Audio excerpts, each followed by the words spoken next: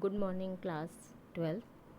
बच्चों, हम लोग अध्याय 2 में ही संतुलित आहार पढ़ रहे थे, जिसमें हम लोगों ने पढ़ा था उचित पोषण एवं उसके लक्षण, संतुलित आहार तथा पोषण, और संतुलित आहार में फलों का क्या महत्व है। अब इसके बाद हम लोग देखेंगे कि कुपोषण तथा उसका प्रभाव कैसे पड़ता है।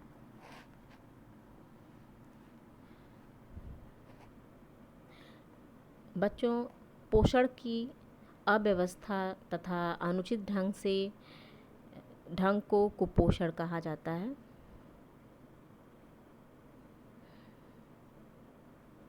कुपोषण की स्थिति में या तो समुचित मात्रा एवं गुणों के अनुसार आहार नहीं मिल पाता, या आवश्यकता से अधिक मात्रा में आहार ग्रहण कर लिया जाता है, या हम कह सकते हैं कि आहार का असंतुलित अथवा अपर्याप्त होना अथवा आवश्यकता से अधिक होना, ये सब कुपोषण की ही दशाएं हैं। इस प्रकार अल्प पोषण तथा अतिपोषण दोनों ही कुपोषण के अंतर्गत आते हैं। कुपोषण का प्रतिकूल प्रभाव हमारे शारीरिक स्वास्थ्य तथा उनकी वृद्धि एवं विकास पर भी पड़ता है। कुपोषण के परिणाम स्वरूप विभिन्न रोग भी उत्पन्न हो जाते हैं। कुपोषण का क्या क्या प्रभाव पड़ता है, इसमें हम आपको थोड़ा कुछ बताएंगे। बच्चों, कुपोषण के क्या लक्षण हैं? कुपोषण के परिणाम स्वरूप कुछ असामान्य शारीरिक लक्षण भी दृष्टि में हमारे आते हैं या हमको दिखाई देते हैं। ये लक्षण मुख्य रूप से अपोषण से संबंधित होते हैं।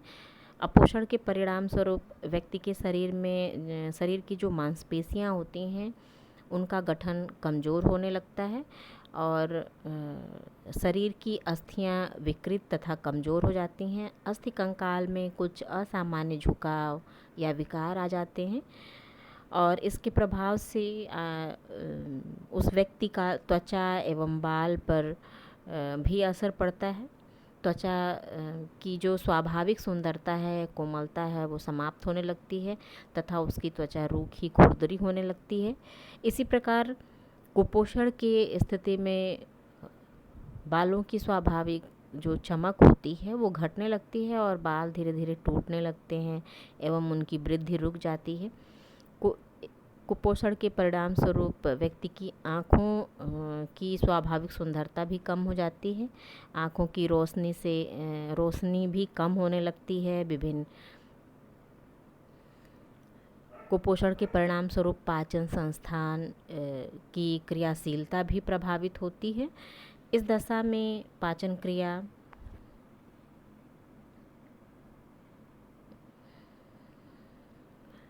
की सहायक एंजाइम तथा रस समुचित मात्रा में नहीं बनते और आहार का पाचन एवं शोषण ठीक प्रकार से नहीं हो पाता है, और इसके परिणाम स्वरूप जो होता है वो हम विभिन्न रोगों से लड़ने की जो हमको रोग प्रतिरोधक शक्ति मिलती है, उसका अभाव रहता है और धीरे धीरे हमारा शरीर जो है वो रोगों से ग्रस्त हो जाता है।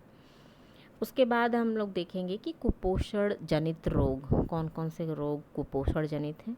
बच्चों, कुपोषण का सबसे गंभीर प्रभाव विभिन्न रोगों को उत्पन्न करना होता है। कुपोषण के दो पक्ष होते हैं, अपोषण तथा अतिपोषण। इन दोनों ही पक्षों से संबंधित भिन्न भिन्न रोग होते हैं। जैसे अपोषण अर्थात आहार में पोषक तत्वों की कमी, इसके परिणाम स्वरूप हमको प्रोटीन की कमी के कारण क्वासरकोर, मरास्मस तथा पेलेग्रा आदि रोग हो जाते हैं। वसा की कमी के कारण विकास एवं वृद्धि पर कुप्रभाव पड़ता है और कार्बोज की कमी के कारण शरीर दुर्बल होने लगता है, उसका विकास रुक जाता है। इसी प्रकार आहार में विटामिनों तथा खनिज लवणों की कमी के कारण बेरी, रतौंधी, स्कर्वी, रिकेट्स, रक्तअल्पता, घेघा आदि रोग हो जाते हैं। अपोषण के विपरीत अतिपोषण के कारण भी विभिन्न प्रकार के रोग होते हैं, जैसे आहार में कार्बोहाइड्रेट की अधिकता के कारण मोटापा हो जाता है तथा विभिन्न शारीरिक परेशानियों का सामना करना पड़ जाता है हमको। इसी प्रकार वसा की अधिकता के परिणाम स्वरूप आर्थरोस्क्लेरोसिस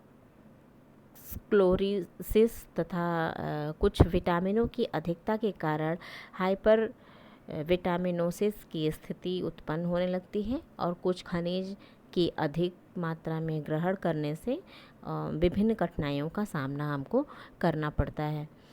उसके बाद तीसरा हमारा है वज़न का कम या अधिक हो जाना।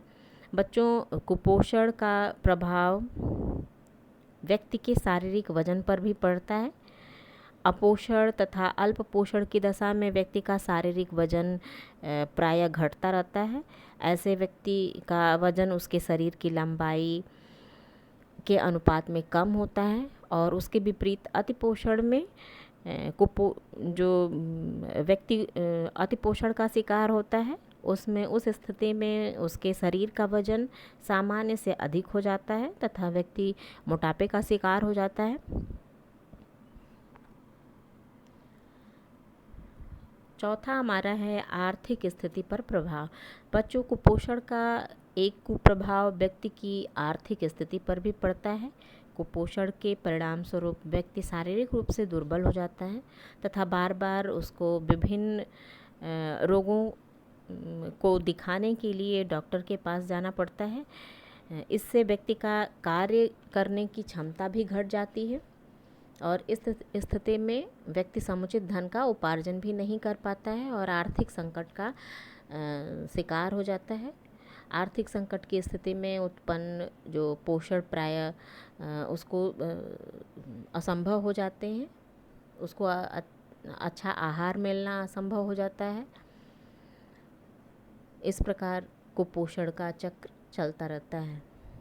उसके बाद हम लोग पढ़ेंगे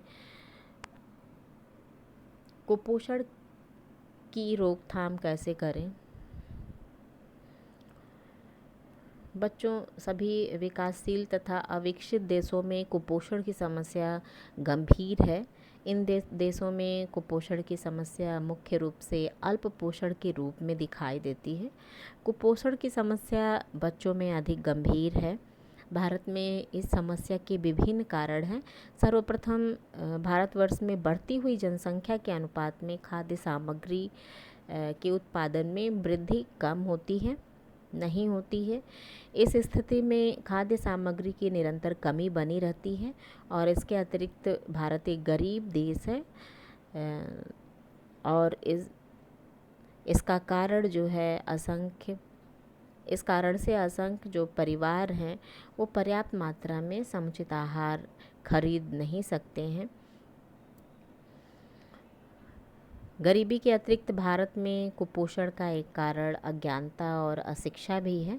समुचित ज्ञान के अभाव में भी असंख्य परिवार संतुलित आहार के महत्व एवं पोषक तत्वों की आवश्यकता को नहीं समझ पाता है। इस प्रकार के अभिष्ट ज्ञान के अभाव में उनके व्यक्ति विभिन्न पोषक तत्वों के सेवन से वंचित रह जाते हैं और कुपोषण के शिकार हो जाते हैं।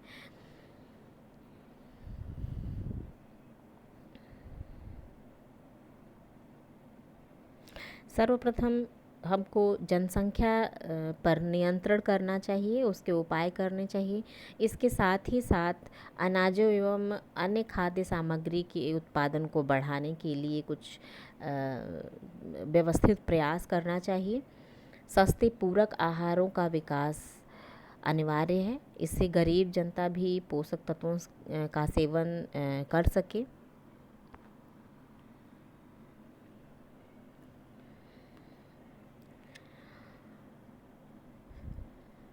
सामान्य वातावरण को स्वास्थ्यकर बनाने के लिए भी प्रयास करने चाहिए। जहाँ संभव हो वहाँ रसोई, जहाँ संभव हो वहाँ बगीचे या कुक्कुट पालन को प्रोत्साहन देना चाहिए। इन सब उपायों के साथ साथ विभिन्न रोगों को नियंत्रित करने के भी उपाय किए जाने चाहिए। वास्तव में स्वस्थ व्यक्ति अधिक धन अर्जित कर सकता है तथा अपने परिवार के लिए पोषक आहार अर्जित कर सकता है। बच्चों, ये था कुपोषण। ये था हमारा चैप्टर संतुलित आहार जो समाप्त हो गया यहाँ पे। अब इसमें कुछ प्रश्न हैं जिसको आप अपने नोटबुक पे उसका हल लिखेंगे। प्रश्न 1 है, संतुलित आहार से आप क्या समझते हैं? इसको विस्तार पूर्वक स्पष्ट करिए। इन सब चीज़ों को हमने वीडियो में बता दिया है, उसको आप अपने नोटबुक पे लिखेंगे। या संतुलित आहार क्या है, संतुलित आहार क्यों आवश्यक है। प्रश्न 2 है, पोषण और कुपोषण का मानव शरीर पर क्या प्रभाव पड़ता है, इसको उदाहरण सहित समझाइए। तीसरा है, संतुलित आहार किसे कहते हैं, किशोरावस्था में आप कैसा आहार देंगी और क्यों देंगी, इसके बारे में आप अपने नोटबुक पे लिखेंगे। और प्रश्न 4 है, संतुलित भोजन में पाए जाने वाले कुछ मुख्य पोषक तत्व हैं और उनके कार्यों का वर्णन कीजिए।